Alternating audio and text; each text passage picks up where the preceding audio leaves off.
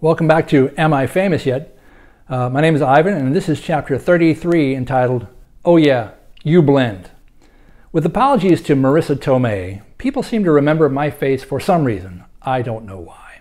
Perhaps it's because I'm very tall and have a lot of tattoos. Maybe it's just my winning personality. Whatever the reason, I seem to have a knack for sticking in people's minds. This is arguably a good thing as a performer. Very often I get remembered by people that I don't remember at all. This is always strange when it happens, and it happens a lot. Other people have seen me on stage or on social media and assume that because they have seen me, I have also seen them. This is not necessarily true. I also meet and play with a lot of people in my travels. A lot. If I did one blues gig with you at a bar in New Jersey 20 years ago, there's a slight possibility that I don't remember the gig or you. This is nothing personal. I repress a lot of stuff to keep from going crazy. And I have a bad memory anyway. A lot of it just blends together after a while. As such, when I meet famous people whom I was briefly introduced to once upon a time, I assume, usually correctly, that they don't remember me. I don't expect them to. How could they?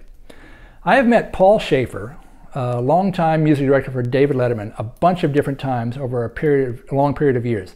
We've even had a few conversations. Yet each time I meet him, I'm convinced that for him, it's the very first time. I may be misreading his vibe, but I don't think so, and that's fine. There's absolutely no reason that he should know who I am, although I am impressed by his ability to put someone of my stunning good looks out of his memory so many times. I have no sense of feeling entitled that people should necessarily remember me, but there were a few times with other colleagues when I was shocked not to have been remembered. I mentioned earlier about a disco diva who fired me twice and didn't remember me the second time we met at all. I had even been her music director the first time around, not just another faceless sideman. In her defense, our meetings took place 15 years apart. I was only her music director for about 3 months the first time I worked for her. On the 10-day tour of Brazil and a one-nighter in Singapore. Also, she was quite distracted with a personal family tragedy in her life unfolding while we were on tour in Brazil. Still, it was a little amazing to have conducted 7 concerts for her and to find out that she had no memory of me at all when I re-encountered her years later. During that second period of employment of 2 years, there could have been many times to dust off the old memories. None were unearthed. Once, while playing with Gloria Gaynor on a multi-act bill at Foxwoods Casino in Connecticut, I got called to play a one-off opening set also backing Sister Sledge. This version of Sister Sledge was the late Joni Sledge's band. Of the 4 original Sledge sisters, I think 3 of them had the rights to the name Sister Sledge and could tour under that banner anytime. The youngest sister, Kathy, who sang lead on their biggest hits, tours separately and doesn't seem to be allowed to use the name Sister in her marquee. This may possibly be her choice, but I doubt it. I'm sure it's a very long story with a lot of lawyers involved. That, as they say, is showbiz. Joni Sledge had a regular band based in Phoenix, Arizona. For some reason, the bass player and the keyboard player were unable to make this particular gig in Connecticut. So me and the keyboard player in the Divas band were asked to cover the Sledge set as well. Joni's band had no sheet music for us. All they had were some MP3s of live recordings. The keyboard player and I set about faithfully transcribing the parts on the original recordings verbatim and justifying the arrangements with the modern live versions. I even went so far as to bring my Music Man bass to the gig, since that was the brand of bass played on the group's original hits, which were produced by Nile Rodgers and Bernard Edwards from Chic. Suffice to say, we did our homework. We did way more work than we were probably being paid for because we wanted to respect the great songs of the mighty Sister Sledge. We Are Family is an anthem for the ages. We wanted to do a good job. And do a good job we did. We had a brief rehearsal at soundcheck that day. We nailed every song, including all their new arrangements. We killed on their show that night. We really felt good about it. We took pictures with them. We got thanked profusely for our efforts. We got paid and went home. Mission accomplished.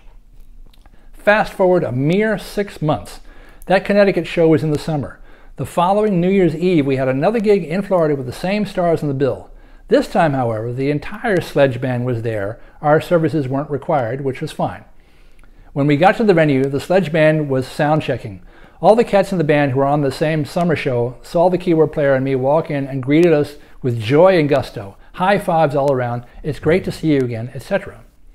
When the Sledge singers arrived to check their mics, Joni and the same two backing singers she had with her in Connecticut. I said to them, "Hey, it's really nice to see you again." They just kind of blinked at me, obviously unaware of what the hell I was talking about. So I prompted her, "Remember when we played for you last summer at Foxwoods?" No, they didn't. It was shocking. The whole band remembered us on sight. The singers had no clue as to who we were. We were all together on the same stage with band and singers for the same amount of time at the summer show, but there was some odd disconnect between the front and the back of the stage. But wait a minute, I hear you saying, maybe they were facing the audience as performers and not looking at the band. That's a fair point, but that's not what happened. We rehearsed their entire show with them at the sound check before the concert. They were looking straight at us for the entire rehearsal. And keep in mind that having a regular band, as they did, and not having sheet music to send out to subs on their show means that they never have subs. We saved their bacon back in Connecticut by pulling a rabbit out of our asses. That alone should have left an impression on them. Apparently, it did not. I had a regular gig playing with a blues and funk band in a bar in the West Village in New York City 4 nights a week, 5 hours a night for 5.5 years. I'm no mathematician, but that's a long time. That gig alone covered probably over half of Malcolm Gladwell's 10,000 hours that one is supposed to spend practicing one's craft in order to become accomplished in one's field. Let's just say I played at that bar a lot. It was a microscopically tiny stage with 4 or 5 people and their gear crammed onto it. We were surrounded on 3 sides by a bar with seated patrons right up in our faces. Fluids were exchanged every night just by nature of the extreme proximity. It was hot, sweaty, and loud in there. We played 3 long sets every night and passed the tip jar compulsively, since about 2/3 of our evening's income would be generated that way. The club paid us weekly, very weekly. Before the New York City smoke ban went into effect, there was also a constant fog bank in there, like trench warfare was being waged. It was a historically registered building, so no new ventilation could be added without authorization from the Pope or something like that. Dive bars historically aren't known for expensive renovations beyond fashioning an upside-down umbrella to catch the ceiling leak where the water dripped on the patrons. This bar was no exception. It was a shithole, but it was our shithole. We had a lot of regular customers who were very colorful characters. There was a former burlesque star named Tanqueray who had built a new business teaching straight dudes from the suburbs how to cross-dress. She would bring in a new gaggle of clients almost every weekend. Some of them looked like little more than football players who really hadn't extended themselves beyond lipstick and wigs, but they were a fun bunch. There was also a predictable assortment of tourists, drunks, pimps, thieves, drug dealers, and hoi polloi who frequented the club. One night, a woman hurled a half-full beer bottle at my head, missing by inches and crashing onto the rear wall of the club as she stormed out. It came at me as I was looking the other way. Had her aim been just a little better, she would have creamed me. I can't imagine that my bass playing offended someone that much. It seemed completely unprovoked. I hadn't made eye contact with her at any point in the evening. I wasn't even aware of her until I heard the crash and saw her storm out. Chicken wire across the stage wouldn't have been completely out of character for that joint. One of our favorite regulars was the late avant-garde jazz pianist Cecil Taylor. He would hold court in the basement of the club for hours with an omnipresent Brandy Alexander in hand.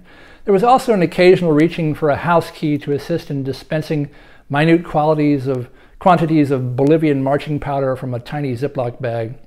Cecil loved to get loaded and loved our funk band.